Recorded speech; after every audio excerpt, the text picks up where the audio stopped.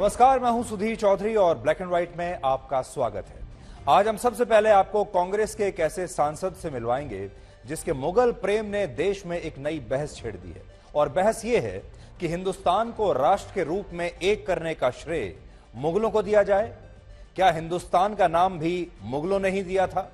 और मुगलों को हम आक्रमणकारियों की तरह देखें जिन्होंने भारत में रहने वाले हिंदुओं पर अत्याचार किए, उनकी हत्याएं की, धर्म परिवर्तन करवाए और धार्मिक आधार पर टैक्स लगाए, या फिर हम ये मान लें कि मुगल भारत पर शासन करते करते भारतीय हो गए थे। हमारे देश में एक वर्ग भारत में मुगलों के योगदान को लेकर आजकल आपको लगातार फेक न्यूज और फेक इतिहास पढ़ा रहा है। इसलिए आज हम आपको बताएंगे कि मुगलों ने राष्ट्र निर्माण में योगदान दिया था या फिर भारत पर अत्याचार किया था। इसके बाद आप अपने घर में इंच टेप निकालकर हमारा अगला विशेषण ध्यान से देखिए। एक नई स्टडी में यह पता चला है कि अगर आपकी कमर का साइज 1 इंच बढ़ जाए तो आप पर हार्ट अटैक का खतरा 10% बढ़ जाता है। हमारे देश में नाश्ते में पराठे और पूरी सब्जी खाने का चलन रहा है और शाम की चाय के साथ आज भी लोग समोसे खाना पसंद करते हैं और यही पराठे और समोसे आपकी कमर के चारों तरफ जम जाते हैं और आपकी कमर के चारों तरफ फैट का एक टायर बना देते हैं। आज का ब्लैक एंड व्हाइट समाप्त होते ही आप सबको सबसे पहले अपनी कमर का नाप लेना है, जिससे आपको पता चलेगा कि आपके शरीर में हार्ट अटैक और डायबिटीज होने की कितनी संभावना है। और आखिर में हम आपको पाकिस्तान में आई भयानक बाढ़ का एक विशेषण दिखाएंगे। पाकिस्तान में कम से कम 10 लाख लोग इस बाढ़ की वजह से बेघर हो चुके हैं। ऐसे वक्त में भी वहां के कुछ नेता ऐसे हैं जो चाहते हैं कि पाकिस्तान को मिलने वाली अंतर्राष्ट्रीय मदद किसी तरह से रुक जाए और वो इस पर भी राजनीति कर रहे हैं।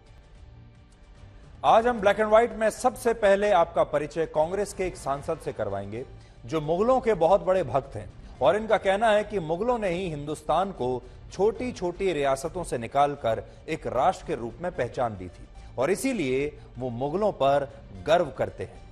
सोचिए, हमारे देश की संसद में भी आज ऐसे सांसद बैठे हुए हैं जो मुगलों के फैन हैं, जो मुगलों पर गर्व करते हैं। और ये सांसद तो देश की सबसे पुरानी पार्टी कांग्रेस से आते हैं और इनका नाम है अब्दुल खालिक और इनका कहना है कि भारत का इतिहास और भारत की उपलब्धियां मुगलों के बिना अधूरी है।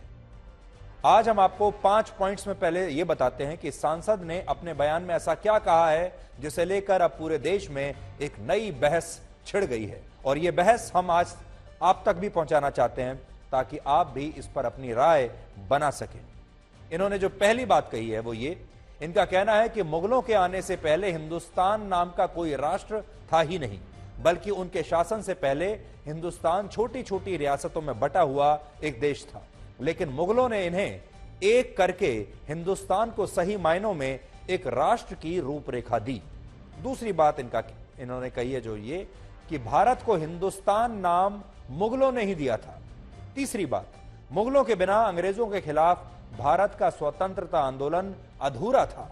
चौथी बात, ये सांसद कहते हैं कि मुगलों के समय असम के अहोम राजवंश ने औरंगजेब के खिलाफ जो युद्ध लड़ा था वो लड़ाई अहोम और मुगलों की थी, ना कि हिंदू और मुसलमानों की। और आखिरी बात उन्होंने कही, कांग्रेस के सांसद खुद को मुगलों का सबसे बड़ा फैन मानते हैं और कहते हैं कि वो मुगलों के वंशज तो नहीं है लेकिन उन्हें मुगलों पर गर्व है। अब्दुल खालिक का कहना है कि मुगलों ने ही छोटी छोटी रियासतों में बटे भारत का पहली बार एकीकरण किया था और उसे एक संयुक्त देश, एक राष्ट्र की रूपरेखा दी थी, जबकि तथ्यों के आधार पर यह बात पूरी तरह गलत है और हम आपको बताएंगे कि क्यों गलत है। भारत में मुगलों का प्रवेश आज से सिर्फ 496 वर्ष पहले हुआ था और बाबर ने वर्ष 1526 में पहली बार मुगल शासन की स्थापना की थी, जबकि भारत के एकीकरण की पहली कोशिश 345 ईसा पूर्व यानी आज से 2300 वर्ष पहले हुई थी। उस समय भारत में नंद वंश का शासन था जिसने विंध्याचल से लेकर बंगाल तक और फिर संयुक्त पंजाब तक अपनी सीमाओं का विस्तार किया था। नंद वंश के बाद 322 ईसा पूर्व से 185 ईसा पूर्व तक मौर्य वंश का शासन रहा और इस दौरान असम, पाकिस्तान, अफगानिस्तान और दक्षिण में फैले चोल राजवंश के अधिकतर क्षेत्र पर भी उसी का प्रभाव था। और उस समय का एक नक्शा भी आज हमने आपके लिए निकाला है, जो आपको भारत की शक्ति के बारे में बताएगा। देखिए, ये मौर्य राजवंश का जो शासन था, ये उसका नक्शा है। तथ्य ये है कि मुगलों और उससे पहले के मुस्लिम शासकों ने भारत का एकीकरण नहीं किया, बल्कि इन शासकों ने भारत को लूटने की मंशा से उस पर शासन किया और इनके आने से शताब्दियों पहले ही भारत एक राष्ट्र के रूप में अस्तित्व में आ गया था। लेकिन मुगलों की जो मंशा थी वो गलत थी। बाकी के जो पहले के शासक थे, उनकी मंशा में और मुगलों की मंशा में जमीन आसमान का अंतर था। अब्दुल खालिक का यह भी कहना है कि भारत को हिंदुस्तान नाम मुगलों ने दिया था, जबकि यह एक बहुत बड़ी फेक न्यूज है।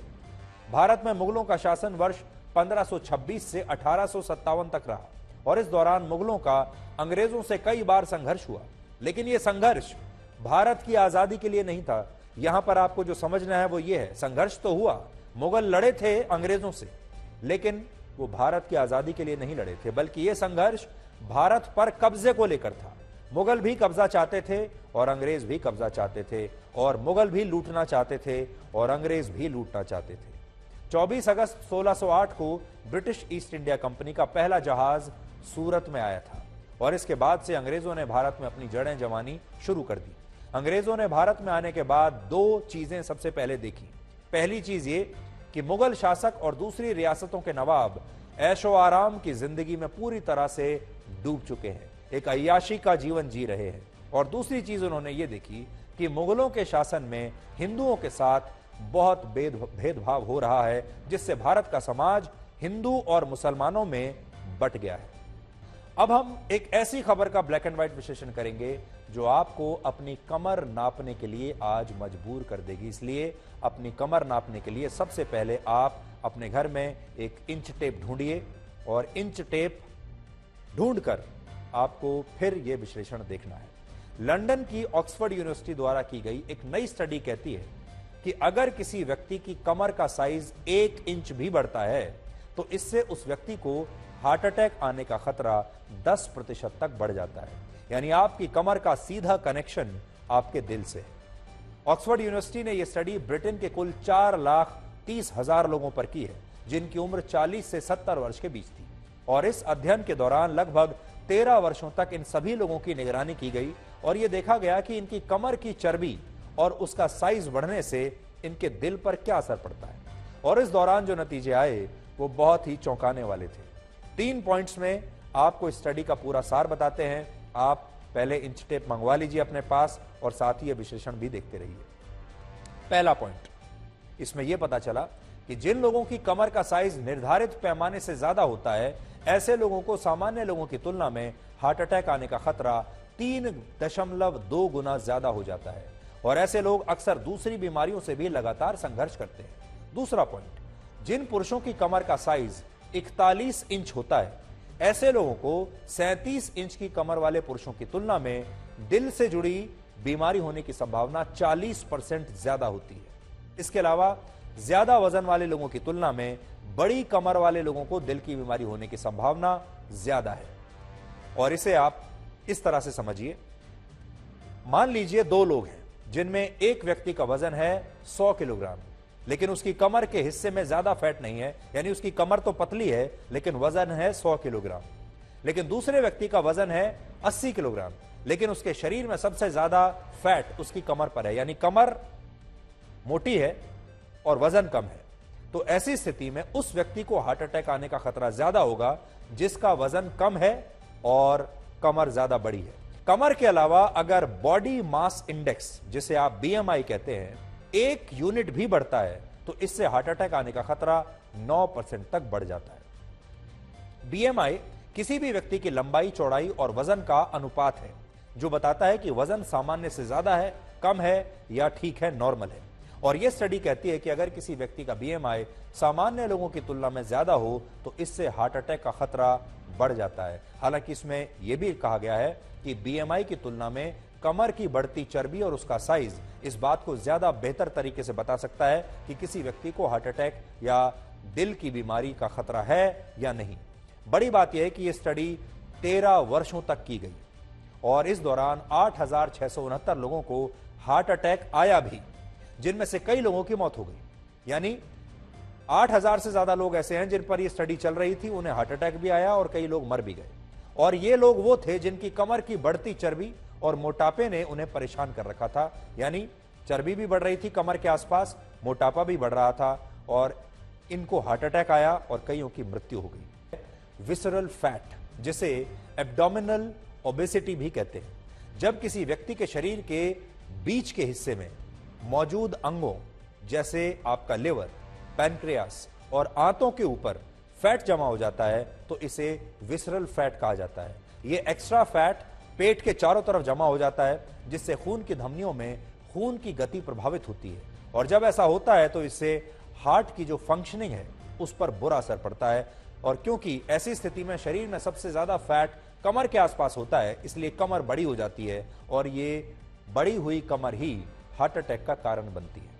या आप ये भी कह सकते हैं कि कमर जब बढ़ती है तो वो हार्ट अटैक का एक इंडिकेशन होती है। ऑक्सफोर्ड यूनिवर्सिटी के मुताबिक इसके लिए सबसे अच्छा तरीका है अपने शरीर का वेस्ट टू हिप रेशियो निकालना, और यह बहुत ही आसान है। यह भी आप ध्यान से देख लीजिए, जिसका इस्तेमाल आप घर बैठे कर सकते हैं। इसमें पहले आपको एक इंच टेप लेना है और इंच टेप से अपनी कमर का नाप लेना है। इसके बाद आपको अपने हिप्स का नाप लेना है और इसके बाद कमर के नाप से हिप्स के नाप को डिवाइड कर देना है, यानी भाग कर देना है। वर्ल्ड हेल्थ ऑर्गेनाइजेशन के मुताबिक अगर 18 वर्ष के ऊपर के पुरुषों का वेस्ट हिप रेशियो 0.9 से कम है तो इसका मतलब है कि वो पूरी तरह स्वस्थ है, और अगर महिलाओं का यह अनुपात 0.85 है या उससे भी कम है तो उन्हें भी घबराने की बिल्कुल जरूरत नहीं। लेकिन अगर यह अनुपात इससे ज्यादा है तो फिर हार्ट अटैक का खतरा शुरू हो जाता है।